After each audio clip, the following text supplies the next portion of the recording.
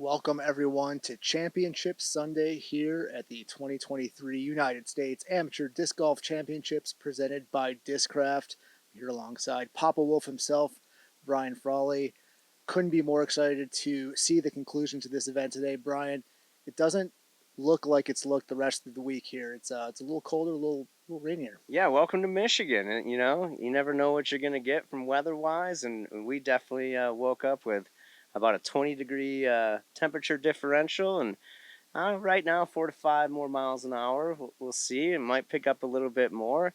A lot of umbrellas out on the course right now. They don't necessarily need them right now, but just in case, we got a lot out there. Well, there's 147 players in the field this week, and I think about 146 of them might be happy to see a change because one player has been kind of rolling away with this tournament. Yeah, Ryan's been a pleasure to watch. He's got a smile on his face. He's got that competitive eyes, though. You can tell that he's, focused and ready to rock and roll for today and this whole weekend. Only 15 years old, and during round one, he set an all-time U.S. ADGC record with a 10:59 rated round. One for the record books. Yesterday wasn't quite the scorcher, but still he extended his lead, played some great golf. Let's take a look at some highlights from Ryan's round two. Excellent.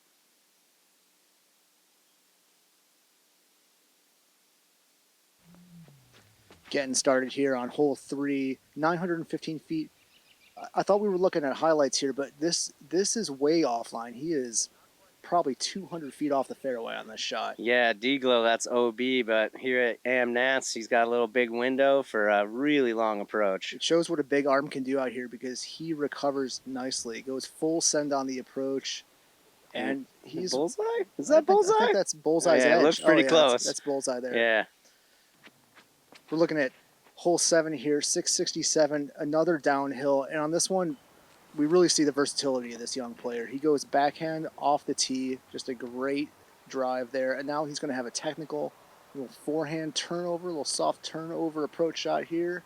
Look at how it settles. He's got great touch, great command, great speed, and then he's just lined up for boom. Easy 3 for him. Easy 3. And here we are at hole 8, 650 feet uphill, par 4. He really saws off this tee shot. He's got a long way. I think most players in the field are thinking, just get my par and walk away with this one. Yeah, but not here. He's like, look at my long, extendable arms. I'm going super ante up. And what? Is it going in? Ooh, it's going close. That could have been ESPN worthy right there if yeah. that would have gone in. That was an unbelievable shot, but he gets a really comfortable birdie. Just a great recovery there. Let's take a look at his scorecard. He was clean. That's what he said he wanted to do. He wanted to come out and go bogey free, and he controlled his shots. He recovered when he needed to. Even got some bonus birdies out there, extended his lead, looked really happy when he came off the course. He did, and it just really steady. The birdies are spread all over the card there, and still a 1024 rated second round. He's averaging 1042 golf, which, again, Brian, another record for this event through 2 rounds. Yeah, I would love to see it. I think it's really exciting to see when the young guns come out and throw a challenge down, and he definitely let the field know he's the guy to beat. One of the nice things about these events is getting to speak to the players and seeing not just how they perform on the course, but how they perform, in front of the camera. So we got a chance to catch up with Ryan after his round, and let's hear what he had to say. Awesome. Here with Ryan Mulder, tournament leader off the course, round 2 here with a 6 under. Ryan, you said the name of the game was staying bogey free. You accomplished that for a second consecutive day. Tell us a little bit about how you're feeling coming off the course today. I'm feeling great because I just got to continue no bogeys. It was a little more windy today. It was a little harder to stay in position. So if I continue no bogeys, we should be on a good track. Yesterday, you were absolutely on fire. You shot what we think is the highest rated round in US ADGC history. You didn't quite bring the same fire today, but you extended your lead to 5. So mission accomplished? Mission accomplished mostly. Again, it was a little windier today, a little hard to control things. There was a few putts that I definitely could have cleaned up, but overall, pretty good. Now you're sitting on a 5-stroke lead, looking at capturing a PDGA major title tomorrow. Just tell us a little bit about that feeling, and I know you don't want to get ahead of yourself, but what would a PDGA major mean to you? It feels great. I think coming into this event, I knew I had a good chance. and I'm just hoping to continue what I do tomorrow. And if I could take it down, that'd be obviously the biggest win I've had, and it'd feel great going into Am Worlds. I know I will have a pretty good chance at that too. Well, you're putting on quite a show so far this week, and we hope to see it continue tomorrow, Ryan Mulder. Thank you. Well, we've heard him say it over and over again all week. No bogeys, no bogeys, no bogeys. It's one thing to say it. It's another thing to come out here and do it. Yeah, he's very self-aware. You can tell when he talks. Very mature for a 15-year-old. You definitely notice that charisma if he has with himself, and you have to have that out there, saying what he wants to do and then accomplishing it. It's coming through. He said this would be the biggest win of his career, but he also said it in a way to make me think it won't be the last big win of his career should he get this one. Yeah, you can tell he's got a game plan. He's going after it, and this is not to call it a small stepping stone. This is just a beginning stepping stone for his career, and that's going to be fun to watch as a fan. It's too true. But, it's not a done deal yet. The man with the best chance to catch him is young Tanner Boggs, also from Indiana. He's coming into the event coming into the round 5 strokes behind. Yeah, I mean, look at this beautiful shot off the tee on 5. And then we get a little members kick at the end, maybe a little bonus help here. But it doesn't matter how it gets there. They just ask you what your score was at the end, and this man gets a nice 2 because of that. You got to take the breaks when you can get them. For sure. No complaints there. This one's a 344-foot uphill shot. No problem distance-wise for this guy, but still leaves a little short. He's got a long uphill putt, but he bags the jumper. Oh, that feels so good when those land in there, especially on an uphill one like that. Here on 14, man, he puts it right where all the pros want to land. Right side of the fairway at the bottom of the hill. It gives you the best angle to attack the basket, which is a little bit more opened up this year. But boom, he sends it, finds that open area, puts it into circle 1. There were not a lot of guys birdieing this hole this weekend. No, only 2. Shout out to Carson, who was the only other one that got the birdie yesterday at least. So Tanner comes out struggling a little bit, but he's even par through 11, gets it together, gets a couple birdies down the stretch for a 3 under round, and he's still in the hunt, and that's what's important. Yeah, he stayed with it. He didn't let the bogey let him go off the rails, if you will. Had to recover a lot throughout the day, but having 3 birdies in the final 7 holes really is going to help your morale. It is, and we had a chance to catch up with Tanner after the round to just talk to him, see how he felt, see what his mindset was looking like going into this final round, trying to chase down Ryan Mulder. Here with Tanner Boggs. Tanner, you're off the course today with a 3 under, and it was a struggle. It was a battle out there. You were even par through 11 holes. Tell us a little bit just about the ebb and flow of the round. I struggled off the tee. That was definitely a big thing. I found myself in the rough a lot, and I was just scrambling to make pars a lot throughout that round, which really hurt me. And then I didn't get my putter going until about hole 12, which also hurt. So, yeah. But you hung in there. You hit some big putts down the stretch, and you got some birdies back. Tell us a little bit about just what it takes out there to stay in the game, stay focused. It takes a lot of mental powder for sure. I got really frustrated through the front 11, and that showed in my score. And I just stayed mentally strong through that back 9, and came away with a 3 under. Well, you're in second place heading into this final round. Ryan has got he's got 5 strokes, but it is not insurmountable. What are you going to be looking for tomorrow, and how are you going to approach that chase? I'm going to approach it with the same game plan I've had all weekend. I shot an 8 first round, and that proves to me that my game plan's the same. I just have to stay mentally strong the whole round and play better. Well, Tanner Boggs, another young gun from Indiana, playing great this week. Good luck tomorrow, Tanner. Thank you. Well, we heard him say, struggling to make par, scrambling. It takes so much mental energy to hang in there when you're just fighting to stay apart. This course will wear you down physically, but a championship like this, 3 days, trying to capture a major, that'll wear you down mentally as well. Yeah, there's a lot of stress that you put on your body physically, mentally, emotionally, and to be able to recover when the train gets a little loose is really important. And, he said he stuck to his game plan, and that's the same thing he wants to do tomorrow, is stick with his game plan, or today. And that's really important for consistency This is truly a marathon up and down these hills. It is a marathon. We've got two young guns from Indiana going to battle it out today for a championship. I couldn't be more excited to see it happen. Let's jump to a commercial break. When we come back, we'll take a look at the other players on today's lead card. Awesome.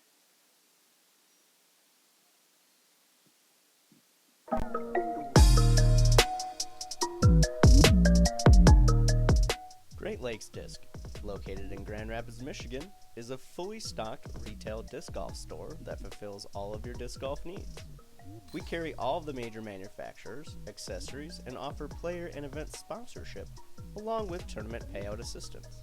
To learn more about Great Lakes Disc, visit greatlakesdisc.com.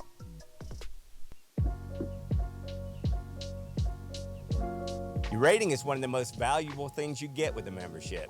This gives you accurate numbers to track how well you've been doing and your overall improvement in the game. You also get a member number when you register with the PDGA. Your PDGA number is a stamp for when you got involved in the sport. It's a badge of pride for players and a part of your disc golf identity. Get your number today. Visit pdga.com/join. Welcome back, everyone.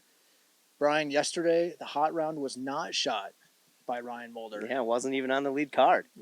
It came from a fellow named Korbin Myers. Korbin came out absolutely ripping this course up yesterday. Had a little trouble, bounced back from it. Let's take a look at some of these highlights.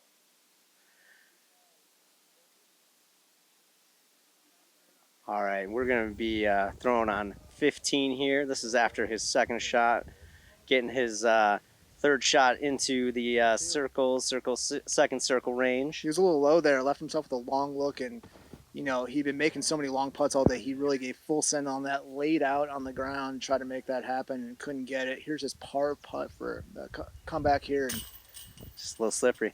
Just a little slippery. The only bogey on the day. It's a heartbreaker after you're rolling with a hot round to get that bogey. And again, could have gone off the tracks, but here he is on 16, the very next hole, pipes one down the middle.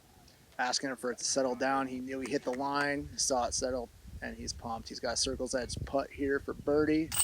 Boom, puts it in there.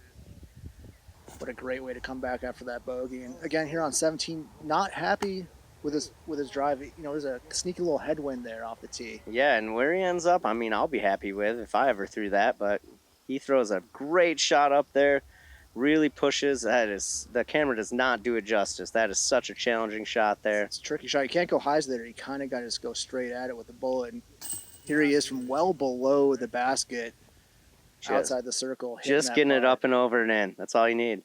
So it's great to see him bounce back from that little bit of trouble he had. He had a hot round. He's now 8 under through the tournament. He got 7 of those yesterday. Yeah, that's a great day. That's why they call Saturday moving day, Well, he made the big moves, and he's going to be on the lead card with a chance. Should Ryan open the door for him, he'll have a real opportunity to jump through it. Obviously, these guys have all the skills. Korbin specifically got a lot of birdies yesterday, and that's what you're going to have to do when you're trying to chase down someone with a lead. Absolutely. Well, we did get a chance to catch up with Korbin after the round, get his thoughts. Let's take a look. Here with Korbin Meyer off the course with a 7 down. So far, the hot round of the day, Korbin, puts you currently in a tie for third place, looking likely for the lead card tomorrow. What are you feeling coming off the course with a round like that? I feel good. Last year I played an interesting game, but I had a hip injury that kind of took me out of, contention from the beginning. And it feels good to come back, have my kind of revenge on the course itself, because, man, this place has teeth. And if you're not good off the tee and you're not good on the approach, you're not good on the course. So made a couple putts when I needed to, really good in C2 today, and walking off the course feeling good and very happy. One moment that caught my attention was a 3-putt on 15, which left you with a bogey. You bounce back with back-to-back birdies. Tell us about that sequence, and what is it? What kind of confidence does it give you to know that you find trouble, you can come back from it? The sequence was interesting. I missed the putt. It was a little lazy on 15. That was on me. And I was thinking to myself, hey, you've birdied these last 3 holes before. You know how to do it. It's just really up to the wind and how you can throw the disc well. So, I just threw it how I wanted it to, and it kind of worked out. I got my revenge on a nice little straddle putt on 16 for the birdie, which I missed a straddle putt on 10 for birdie, so that was nice. And 17, just kind of pumped it up the fairway, threw something that wouldn't be affected by wind too much, made the putt, done deal. Now, it was a hot one today, but it looks like tomorrow, maybe a change in weather.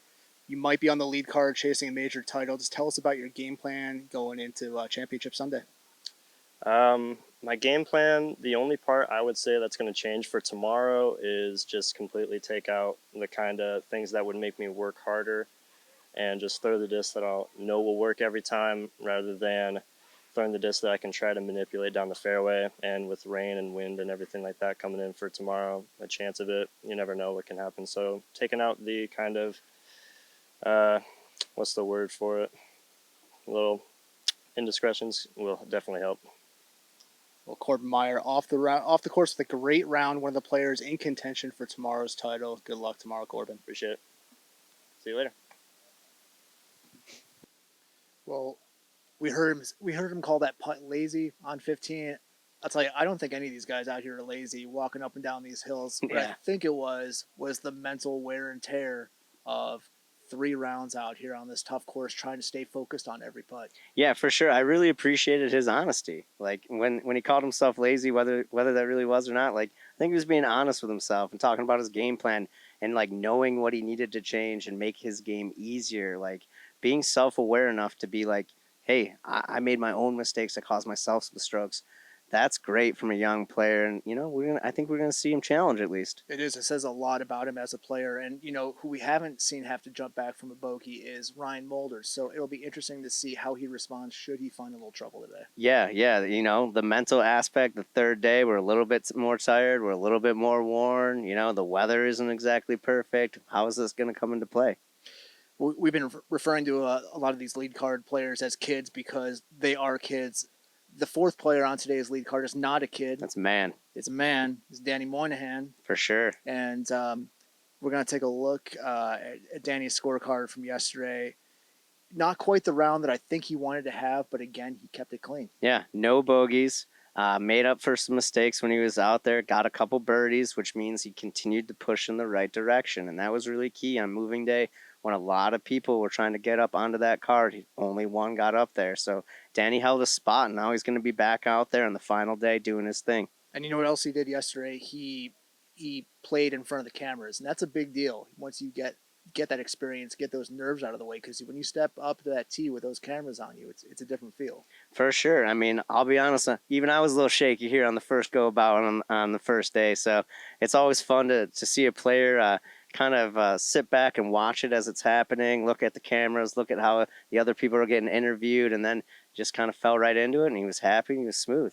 Well, speaking of interviews, let's check out what Danny had to say in his. Here with Danny Moynihan off the course, round 2 here. Danny, you shot 2 down, not quite the round you had yesterday, but you stayed bogey free. You're still going to be on lead card heading in this final round. Tell us about the feels coming off the round today. Yeah, I felt good. I left a few out there that I think I could have definitely gotten.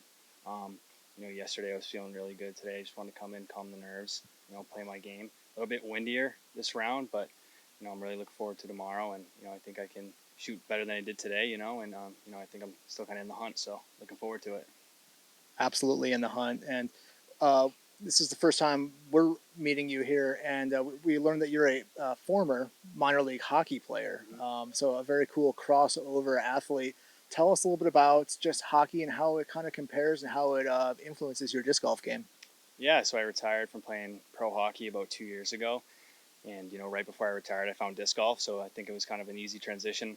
Right when I started playing disc golf, I kind of fell right in love with it. So every single day, I was out there practicing. I couldn't get to the rink, so I'd be out in the field throwing and putting for hours. And I think just wanting to get better, really helped my game improve. I've been playing for about just over 2.5 years now. So I think I can still improve a lot, but I'm happy where my game is now. Now we've got this young gun, Ryan Mulder, out here setting records. You're still in the hunt. What's your mindset going into this championship Sunday? Are you watching what Ryan's doing? Are you looking to take down the title? Yeah, that kid can really play. I think he's something special for sure. I think he's out driving me by like 100 feet sometimes, and it's like I'm putting everything I got into it. So I think he's kind of like right now he's playing really well, almost in a league of his own. But I'm always gonna put my head down and just keep working and try to get as many birdies as I can. All right, well, Danny Moynihan, tied for third heading into Championship Sunday. A great performance this week. Good luck tomorrow. Thank you so much. Boy, he shot 6 strokes worse yesterday than his opening round, and his response was, "Yeah, I left a few out there." So measured, so composed. Yeah, his first day he teed off at like 7:45, got that hot early round, and then was gone, and then didn't have to come back until the last card on the next day. And, a lot of composure, very aware. That's a long time to sit and watch your score. Where is it going to end up? Am I going to be on lead card? Am I not going to be on lead card? I definitely came out ready to rock.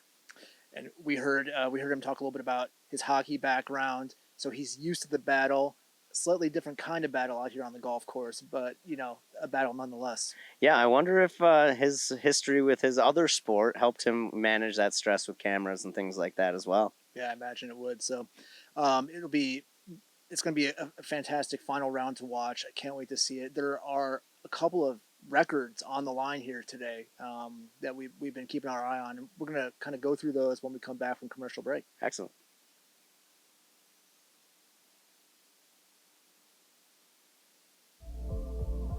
It's always so exciting when we get new plastics of the Passion, but I always end up falling back on the stock ones. And I like to say its closest counterpart is the Buzz. I think my absolute favorite way to throw it is dead straight and just watch the beauty of a straight flight. They've become a staple in the Discraft lineup and also in people's bags, and to know that people everywhere are enjoying the Passion as much as I am. That's just really exciting for me. Ever since I won Worlds, I had my goals set on another major win. There's no past and there's no future. It's only this moment here. It's just beautiful to watch Chris throw the disc. Outright brilliance from Kristen. The winner of the 2023 PDGA Champions Cup, Kristen Tatar. Well, Brian, I've got some bad news for all the players trying to chase down Ryan today. And that bad news is it doesn't happen very often here at the USA DGC that somebody closes a big final round deficit. It is a tough course to come back by multiple strokes on, and it's going to be a little bit challenging. Believe it's only been done by a handful of people, and it's only 2 strokes. So Ryan himself, he's got an opportunity to set a record today. We see the list here of the largest margins of victory. David Wiggins Jr. back in 2010 blew out the competition by 10 strokes. One of those players was Mr. Ricky Wysocki, I believe. Raptor Legs himself, Ricky Wysocki. So, it does show that there's life after a runner-up finish here at USA DGC. That's good news for a lot of players. Kyle Klein also made a big statement with his win back in 2019. The man from Michigan. We see there at the bottom, the largest come-from-behind wins here really hardly seem like come-from-behind wins at all. 2 strokes. 2 strokes, and Ryan's got a few more than 2 right now. So if anything does happen that's a little bit crazy, a little bit squirrely today, we're going to set a new record. Absolutely. Well, Brian, it's been a pleasure to sit here in the booth with you and talk about this event. I think it's about time for us to go out and watch some disc golf. I know. I'm so excited. We got players starting to come off the course right now. We got some great food out for the players. Players warming up. Discraft is here. Got to thank everybody at the PDGA for letting me do this. This has been a blast. I have so much fun this week. Absolutely has been. Well, the good news is we're going to do it one more time. Ooh. After the things wrap up today, we're going to talk to the winner. We're going to give our final thoughts about this great event. Can't wait. Excellent. Well, thank you guys so much for watching. We will see you after.